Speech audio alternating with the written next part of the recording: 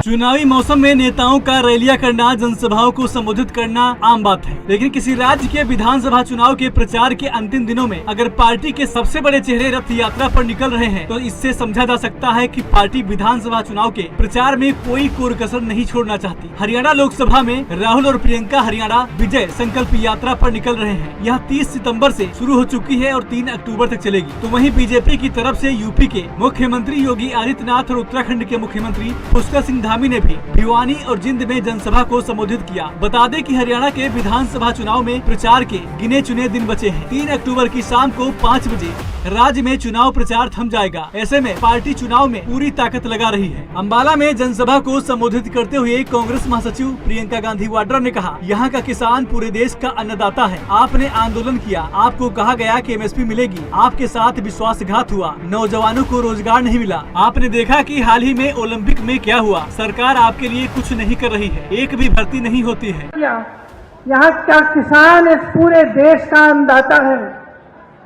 आपने आंदोलन किया, 3 काले कानून लाए, आपने आंदोलन किया, आप खड़े रहे, डटे रहे। आपको क्या मिला? आपको गैस मिली, लाठियां मिली, सुनवाई नहीं मिली।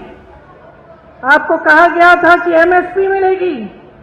आज भी जो एमएसपी है 24 आपके जो उपज है उन पे दे रहे हैं, इनमें से तो 10 आप उगाते ही नहीं है। यहाँ आपके साथ विश्वासघात हुआ हर स्तर पर। नौजवानों के साथ देखिए, यहाँ पे इतनी बेरोजगारी है कि मुझे बताने की जरूरत नहीं है। आप हाथ उठा के बताइए कितनों को रोजगार मिला है सरकार से। एक हाथ नहीं उठेगा, सब मना कर रहे हैं। यहाँ के नौजवान कर्मठ हैं। हम दिल्ली के बड़े शहर में देखते हैं, दिल्ली में, मुंबई में, अलग अलग शहरों में यहाँ से पलायन करके जाते हैं। रोजगार वहाँ मिलता है तो हम खुद देखते हैं। जब भी मैं मिलती हूँ, कोई हरियाणा का युवा है, मुझे मालूम होता है ये कर्मठ बच्चा है, मेहनती बच्चा है, इसका आत्मसम्मान है।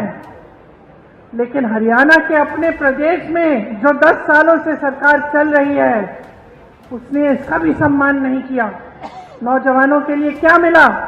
बेरोजगारी मिली, अग्निवीर जैसी स्कीमें मिली, जिससे आपको बताया गया कि आप सरहद पे भी जाएंगे, शहीद होने को तैयार होंगे, तब भी आपको कुछ नहीं मिलेगा। 4 साल बाद वापस आइए और फिर से बेरोजगारी का। वहीं अंबाला में जनसभा को संबोधित करते हुए विपक्ष के नेता और कांग्रेस सांसद राहुल गांधी ने कहा, हरियाणा सरकार का पहला कदम है, यहाँ बदलाव तो होगा, लेकिन जब दिल्ली में सरकार आएगी तो मैं जानना चाहता हूँ कि गरीबों की जेब में कितना पैसा जा रहा है और उनकी जेब से कितना पैसा निकल रहा है, और मैं इसे छोड़ने वाला नहीं हूँ। यहाँ जितनी भी छोटी पार्टियां हैं वो सभी भाजपा की पार्टी है। उनका रिमोट कंट्रोल उनके हाथ में है। लड़ाई भाजपा और कांग्रेस के बीच है। यह विचारधारा की लड़ाई है। एक तरफ न्याय है तो दूसरी तरफ अन्याय। यह मोदी जी की सरकार नहीं है, यह अडानी की सरकार है। हमें हरियाणा में अडानी जी जैसे लोगों की सरकार नहीं चाहिए। हमें हरियाणा में किसानों और गरीबों की सरकार चाहिए। ये सच्चाई है और हरियाणा की सरकार पहला कदम है। हरियाणा की सरकार आएगी, यहाँ पे बदलाव आएगा, मगर फिर दिल्ली में जब सरकार आएगी, मैं आपको बता रहा हूं, मुझे कुछ लेना देना नहीं है। मैंने अपने माइंड में एक बात रख ली है। आपने कहा इज्जत बहुत जरूरी है, उस बात को मैं एक्सेप्ट करता हूं, मगर मैं चाहता हूं, मेरे लिए एक ही चीज जरूरी है, गरीब लोगों के जेब में कितना पैसा जा रहा है और जेब में से कितना पैसा निकल रहा है। ये मेरा इक्वेशन है और इसको मैं छोड़ने वाला नहीं हूं। जहां भी मुझे मौका मिला ना, जहां भी मुझे मौका मिला, जो इस देश को चलाते हैं, किसान, मजदूर, गरीब लोग हाथों से चलाते हैं, खून पसीना देकर चलाते हैं, जहां भी मुझे दिखाओ उनके बैंक अकाउंट में पैसा डालते हैं।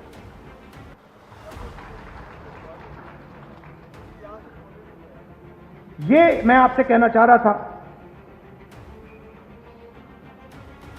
मैंने आपको धान की बात बताई कि जैसे ही हमारी सरकार चुनी जाएगी, वैसे ही धान का पैसा आपके बैंक अकाउंट में आना शुरू हो जाएगा। दूसरी बात, सरकार बनेगी सरकार बनेगी तो 36 बरादरियों की सरकार बनेगी, सबकी सरकार बनेगी, न्याय की सरकार बनेगी और भागीदारी सबको दी जाएगी।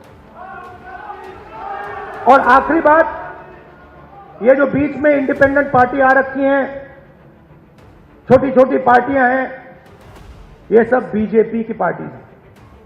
इनका रिमोट कंट्रोल इनके हाथ में है। लड़ाई बीजेपी और कांग्रेस के बीच में है, विचारधारा की लड़ाई है। एक तरफ न्याय, दूसरी तरफ अन्याय, एक तरफ किसानों का हित, गरीबों का हित, मजदूरों का हित, और दूसरी तरफ अदानी जी और अंबानी जी जैसे लोगों का फायदा। ये मोदी जी की सरकार नहीं है, ये अदानी जी की सरकार है, ये बात याद रखिए।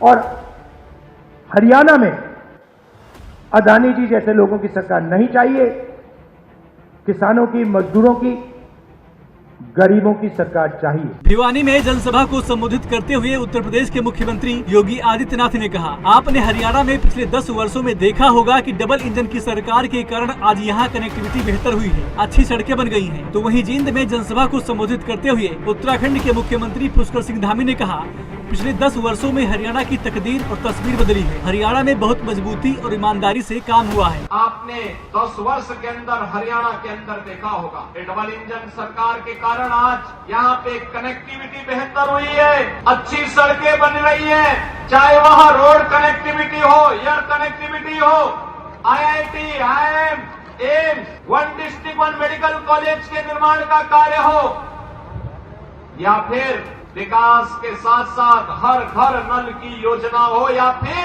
गरीब कल्याणकारी योजनाओं का कार्य। अगर इन कांग्रेसियों ने ही विकास का कार्य किया होता, गरीबों का कल्याण किया होता, उनके उत्थान के लिए कोई कार्य किया होता, तो मोदी जी को कोरोना कालखंड से अब तक 80 करोड़ लोगों को फ्री में राशन की सुविधा नहीं देनी होती। 80 करोड़ लोग फ्री में राशन की सुविधा प्राप्त कर रहे हैं। कि पिछले 10 वर्षों में देश हो या हरियाणा हो, किस प्रकार से हरियाणा की तकदीर बदली है, तस्वीर बदली है, देश आगे बढ़ा है और हरियाणा सामाजिक रूप से, आर्थिक रूप से बुलंदियों के आसमान पर पहुंचा है। भाइयों बहनों, पिछले 10 सालों में हरियाणा के अंदर जब लोग पूछते हैं कि पिछले 10 सालों में क्या हुआ, तो मैं आप सबको बताने आया हूं। मैं देवभूमि उत्तराखंड से आया हूं। पिछले 10 सालों में हरियाणा में सड़क, रेल, हवाई अड्डे से लेकर शिक्षा के क्षेत्र में, स्वास्थ्य के क्षेत्र में, पेयजल के क्षेत्र में, हर क्षेत्र में बहुत मजबूती से काम हुआ। हरियाणा में चुनाव प्रचार के लिए 1 हफ्ते से भी कम वक्त बचा है। ऐसे में सभी राजनीतिक दल चुनावी मैदान में हैं। हरियाणा में हर कोई उम्मीदवार अपनी जीत का दावा कर रहा है। इस बीच कांग्रेस और बीजेपी के दिग्गज नेताओं की रैलियों का दौर भी जारी है। अब देखना ये रहेगा कि राहुल और प्रियंका की विजय संकल्प यात्रा कांग्रेस की झोली में जीत डाल पाती है या योगी और पुष्कर सिंह धामी की जनसभाएं बीजेपी की झोली में फिर से जीत डाल देंगी। Special report NV news.